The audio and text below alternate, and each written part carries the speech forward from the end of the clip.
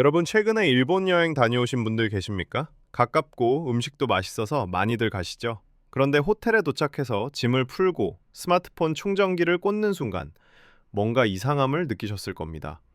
어? 이거 왜 안 들어가? 플러그 모양이 다릅니다. 우리에게 익숙한 동그란 돼지코가 아니라 납작한 11자 모양의 젓가락 같은 걸 꽂아야 하죠. 모양이 다른 건 어댑터를 쓰면 되니까 참을 수 있습니다. 진짜 문제는 그 다음입니다. 충전 속도가 묘하게 느립니다. 아침에 머리를 말리려고 드라이기를 켰는데 바람이 무슨 아기 입김처럼 나옵니다. 답답해 미치겠죠. 한국에서는 1분이면 마를 머리가 일본에서는 5분, 10분을 말려도 축축합니다. 우리는 흔히 이렇게 생각합니다. 일본은 선진국이라면서 전기가 왜 이 모양이야? 그냥 시설이 낡아서 그런가 보다. 하지만 여러분, 이건 단순한 불편함의 문제가 아닙니다. 여러분이 느낀 그 답답함 속에 일본 경제가 지난 30년간 잃어버린 경쟁력의 비밀이 숨겨져 있습니다. 그리고 반대로 한국의 삼성전자와 LG전자가 세계를 제패할 수 있었던 결정적인 신의 한 수가 바로 이 콘센트 구멍 속에 숨어 있다면 믿으시겠습니까? 한국은 220V, 일본은 100V. 선진국정에서 가장 낮은 전압을 쓰는 나라 일본. 심지어 나라 안에서 전기 주파수가 둘로 쪼개져 서로 돕지도 못하는 기형적인 나라.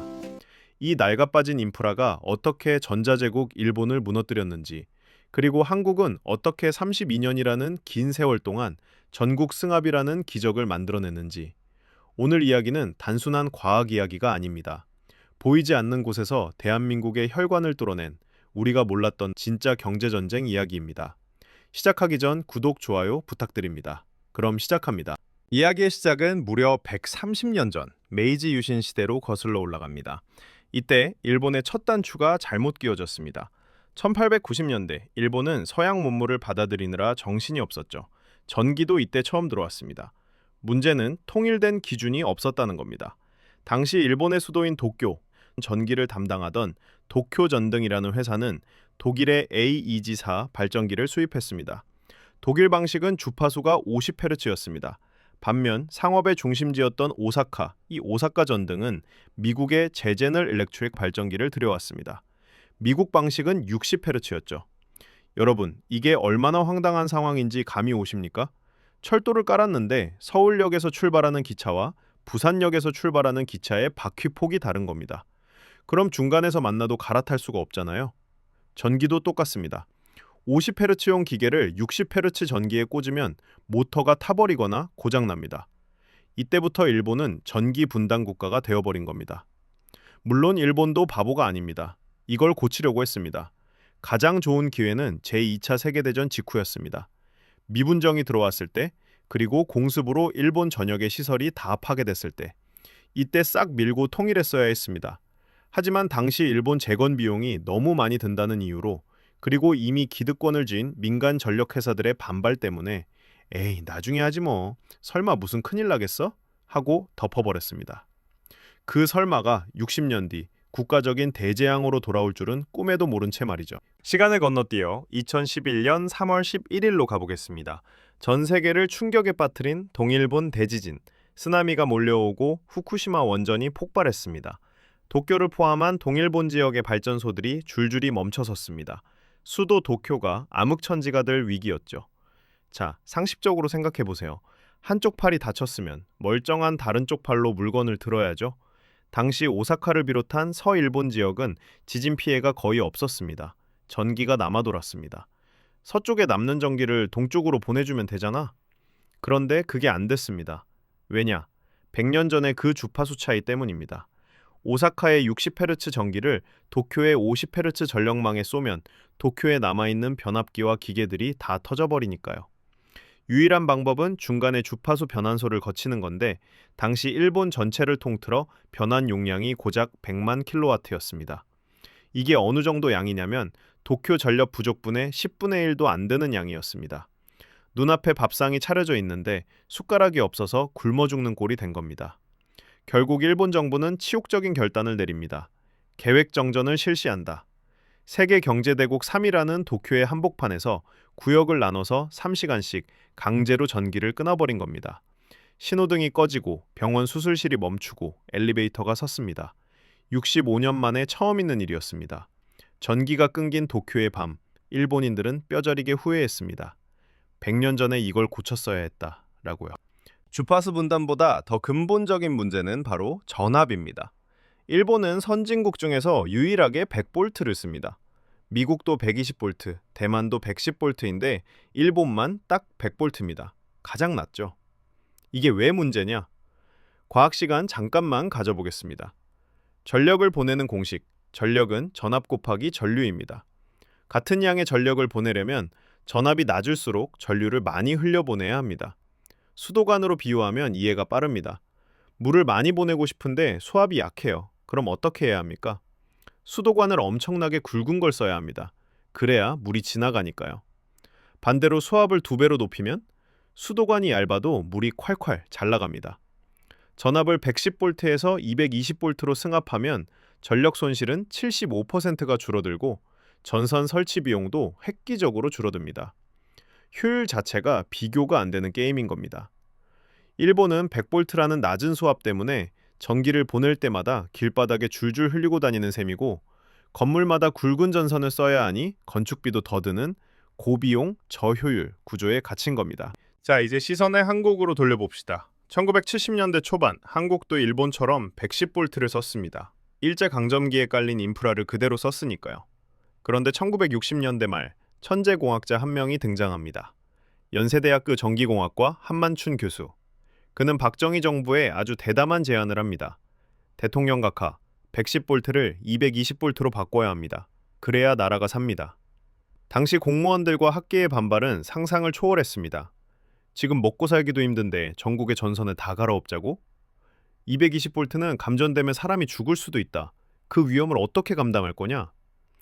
미국도 일본도 낮은 전압을 쓰는데 왜 우리만 유난이냐? 하지만 정부는 한 교수의 손을 들어줬습니다. 이유는 딱 하나, 돈 때문이었습니다. 한국은 구리가 나지 않는 나라입니다. 전선은 구리로 만드는데 110볼트를 유지하려면 굵은 전선을 써야 하니 구리 수입 비용이 감당이 안 되는 겁니다. 전압을 높여서 전선을 얇게 만들자.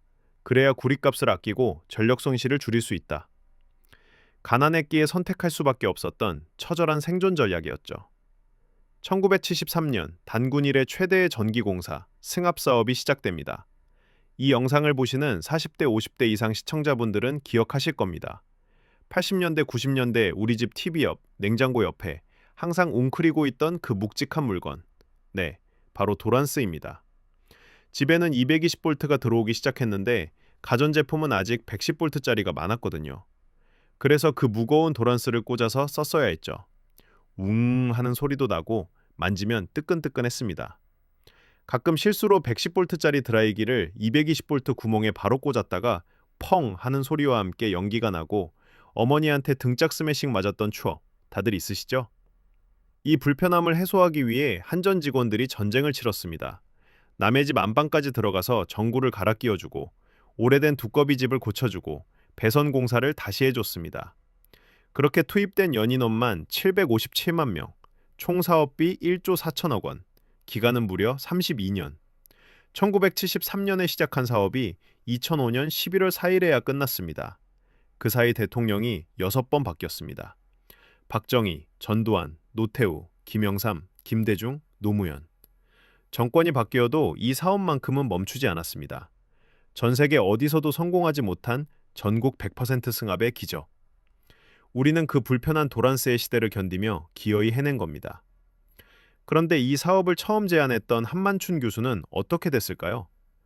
안타깝게도 1984년에 돌아가셨습니다. 승합 사업이 완료되기 21년 전입니다.